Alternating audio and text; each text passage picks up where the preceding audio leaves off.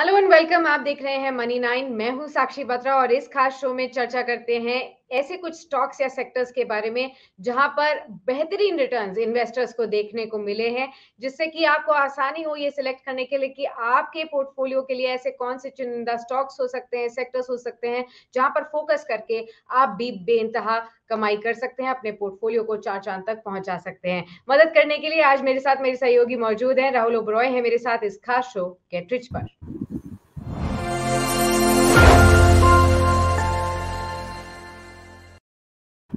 Rahul, afternoon and thank you so much for taking out time. तो Sensex तो 60,000 के पार हो चुका है। मार्केट्स में ये जो रिकॉर्ड हाई की पारी है लगातार चलती हुई जा रही है, लेकिन ऐसे में कौन सी ऐसी पॉकेट्स हैं जहां पर सबसे ज्यादा पैसे कमाए जा रहे हैं और कौन सी ऐसे पॉकेट्स हैं जहां इन्वेस्टर्स को मालामाल रिटर्न्स मिल रहे हैं?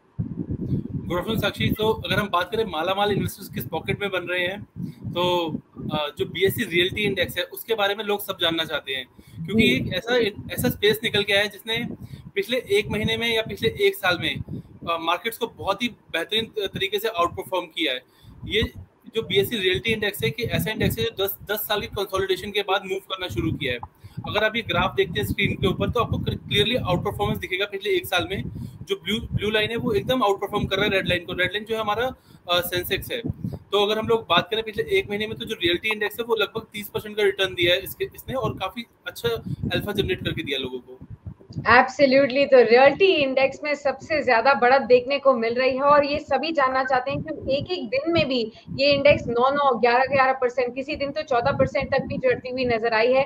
पिछले एक हफ्ते में खासकर की बात करें तो बहुत ही ज्यादा उम्दा रिटर्न्स देखने को मिले हैं और आपने देखा ही कि किस तरीके से वाइड मार्जिन से सेंसेक्स को बीटिंग रिटर्न्स यहाँ पर देखने को मिले हैं।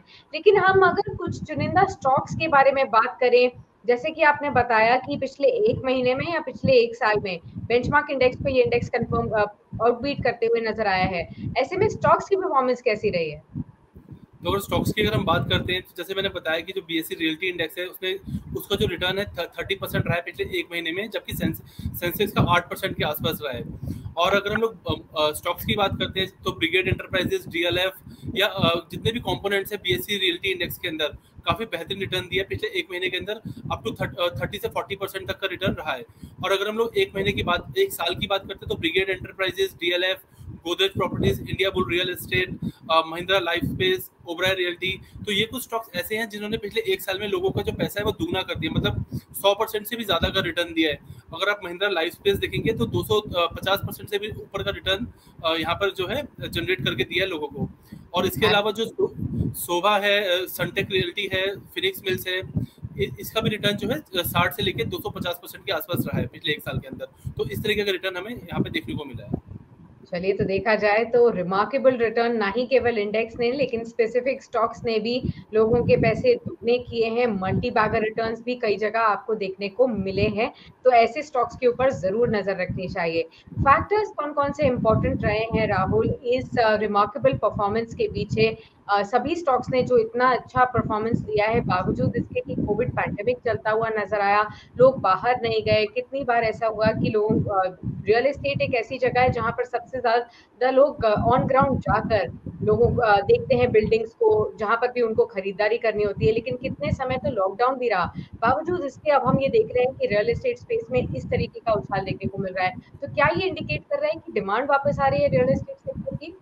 बिल्कुल बिल्कुल साक्षी, अगर हम लोग एक्सपर्ट्स की माने तो जो डिमांड है वो कहीं ना कहीं आउट परफॉर्म करती हुई दिख रही है सप्लाई को। और जो सबसे बड़ा जो रीजन निकल के आया है, ये जो मॉर्गेज रेट है वो अपने रिकॉर्ड लो पर है। अगर आप इस स्क्रीन पर देख सकते हैं तो एसबीआई होम लोन रेट है वो 6.7% से लेकर 6.8% के आसपास है।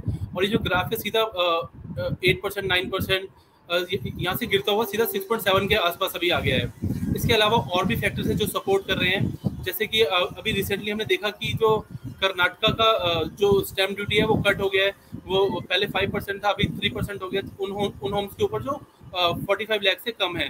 तो स्टैम्प ड्यूटी कट और जो रिसेंटली जो आईटी सेक्टर से जो फिगर्स आई थी, चाहे वो सैलरी हाइक की हो या हायरिंग को लेके आए, तो ये कुछ फैक्टर्स हैं जो काफ़ी सपोर्ट करते हुए नजर आ रहे हैं। इसके अलावा जो कंसोलिडेशन आया है इंडस्ट्री के अंदर पिछले 10 साल में, उसकी वजह से जो लिस्टिंग प्लेयर्स हैं उनकी बैलेंस शीट काफ़ी स्ट्रॉन्ग होती हुई यहाँ से दिखाई दे रही है।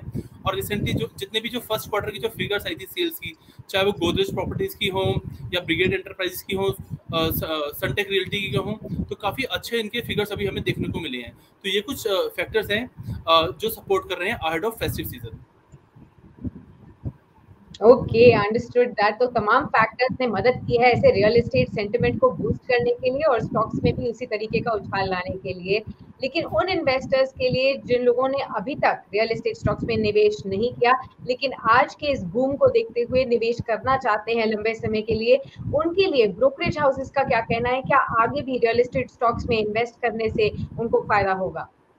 बिल्कुल साक्षी, जो पहले जो एनालिस्ट थे जो करीबन 7 से 8 साल से कॉशियस थे सेक्टर के ऊपर, अभी उनको लग रहा है कि कहीं ना कहीं ये जो रैली है वो 1 से 2 साल तक यहाँ पे हमें रियल एस्टेट स्टॉक्स के अंदर देखने को मिल सकती है।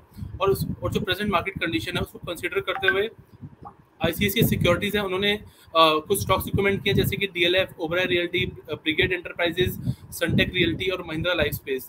महिंद्रा लाइफ स्पेस जैसे मैंने बताया कि अभी तक काफी अच्छा रिटर्न दिया 1 साल में और अभी भी लोग इसके ऊपर बुलिश बने हुए हैं। और इसके अलावा एंजल ब्रोकिंग की अगर हम बात करते हैं तो ये जो है शोभा पर बुलिश है considering the robust hiring in IT space. तो ये कुछ स्टॉक्स हैं जो यहाँ से एक्सपर्ट्स रियल एस्टेट सेक्टर के ऊपर बुलिश दिखाई दे रहे हैं। तो डेफिनेटली आगे जाते हुए भी आपको अच्छे रिटर्न्स देखने को मिल सकते हैं। कुछ स्पेसिफिक स्टॉक्स के रिकमेंडेशंस यहाँ पर ब्रोकरेज हाउसेस ने दिए हैं। बहुत बहुत शुक्रिया राहुल, ये तमाम रिसर्च हमारे सभी व्यूअर्स के सामने रखने के लिए, क्योंकि एक सबसे बड़ा सवाल जो इन्वेस्टर्स सोच रहे थे कि रियल एस्टेट में इतना ज्यादा उछाल क्यों आ रहा है, किस वजह से आ रहा है, इसको पूरी तरीके से समझाने के लिए 360 डिग्री व्यू देने के लिए कि अभी तक का परफॉर्मेंस कैसा रहा है, क्यों रहा है और आगे का क्या नजरिया है इस पूरे ही स्पेस पर, और चुनिंदा स्टॉक प्रेफर्ड पिक्स भी ब्रोकरेज हाउसेस की तरफ से बताने के लिए। चलिए इसी के साथ इसका शो को अब हम यहीं समेटते हैं। गेट रिच पर हम ऐसे ही इंटरेस्टिंग रिसर्च आपके लिए सामने लेकर आते हैं, जहां पर तमाम स्टॉक्स के बारे में, सेक्टर्स के बारे में या कुछ इंटरेस्टिंग ट्रेंड्स के बारे में हम बातचीत करते हैं, जिसको ट्रैक करके आप ये जान सकते हैं कि आपके पोर्टफोलियो में भी कुछ मल्टी बैगर स्टॉक्स की अगर पोजीशन बन जाए तो डेफिनेटली आपके पोर्टफोलियो को फायदा होगा।